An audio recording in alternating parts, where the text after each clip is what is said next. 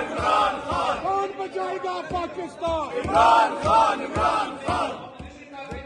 एक रियासत दो दस्तूर।